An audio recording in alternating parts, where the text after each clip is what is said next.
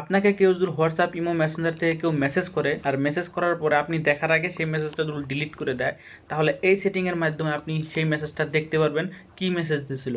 So কীভাবে দেখবেন এই ভিডিওতে দেখে দিচ্ছি, অবশ্যই আর এটা ফলো করে দিয়ে রাখুন। আর ভিডিওটা হারিয়ে যেতে পারে, অবশ্যই আপনার টাইমলাইনে শেয়ার করে রাখুন। সবার প্রথমে আপনি আপনার মোবাইল থেকে সেটিংস আছে, সেটিংয়ে জাস্ট ক্লিক করবেন।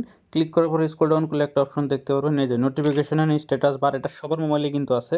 সো আপনি এখানে জাস্ট ক্লিক করবেন। ক্লিক করার পরে এই জায়গায় দেখতে পারবেন নোটিফিকেশন হিস্ট্রি আছে, এখানে ক্লিক করবেন। করার পরে আপনি জাস্ট এটা অন করে দিবেন। অন করে দিলে হয়ে গেল। এখন যে আপনাকে মেসেজ করুন না কেন, যদি কেউ ডিলিট করে দেয়, সব মেসেজ এই জায়গায় কিন্তু শো করবে। হোয়াটসঅ্যাপে কিন্তু শো করবে না, এই জায়গায় শো করবে। জাস্ট আপনি ধরেন কেউ মেসেজ দিয়েছে, এটা ডিলিট করেছেন, এখন আপনি সেটা দেখবেন। জাস্ট সেটিংয়ে আসবেন, নোটিফিকেশন স্ট্যাটাস বার জাস্ট এখানে ক্লিক করবেন। ক্লিক করার পরে নোটিফিকেশন হিস্ট্রিতে ক্লিক করবেন, এখানে সব মেসেজ কিন্তু চলে আসবে।